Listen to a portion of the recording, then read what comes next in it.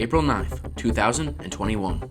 President Joe Biden and his Attorney General Merrick Garland announced limited measures to tackle gun violence in the United States on Thursday, in what the White House described as a first step to curb mass shootings, community bloodshed, and suicides. Biden also outlined more ambitious goals that he needs the support of Congress to accomplish, including reintroducing a ban on assault weapons, lifting an exemption on lawsuits against gun manufacturers, and passing a nationwide red flag law. This is an epidemic, for God's sake, and it has to stop. So I'm here to talk about two things. First, the steps we're going to take immediately. And second, the action that needs to be taken going forward to curb the epidemic of gun violence. I asked the Attorney General and his team to identify for me immediate, concrete actions I could take now without having to go through the Congress. New reports indicate Alexei Navalny is being subjected to sleep deprivation and did not have access to a doctor he could trust in jail. He has also been on a hunger strike since last week in a protest at what he said is a lack of medical care.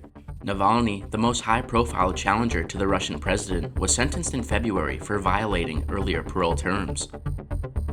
Seeking a path to a ruling majority, Prime Minister Benjamin Netanyahu met with Yamina Party leader Naftali Bennett on Thursday. It was the first sit-down between the two since the premier was tasked with forming a coalition. The meeting was held at the Prime Minister's official residence on Jerusalem Balfour Street. After the meeting, Netanyahu's Likud and Bennett's Yamina Party put out a statement saying there was a positive atmosphere and that the two men would meet again.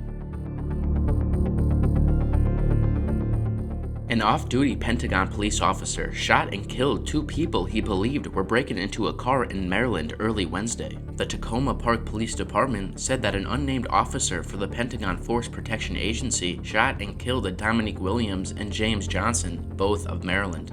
The officer stated he had fired his service weapon at suspects, saying they fled after not obeying his commands when he confronted them for what he believed was an in-progress car robbery. California will authorize $536 million towards forest management projects and efforts to reduce wildfires before the worst of the fire season strikes later this year. That more than doubles $200 million in recent annual spending, advocates said, and wildfire preparedness grants were dropped entirely last year when the state prematurely anticipated a pandemic-driven budget shortfall. Last year's record-setting wildfire season charred more than 4% of the state while destroying nearly 10,500 buildings and killing 33 people. The hots are getting hotter, the dries are getting drier. There's a new reality. Something is happening as it relates to the issue of climate, and that's exacerbating conditions and making the challenge of wildfire suppression and prevention that much more ominous.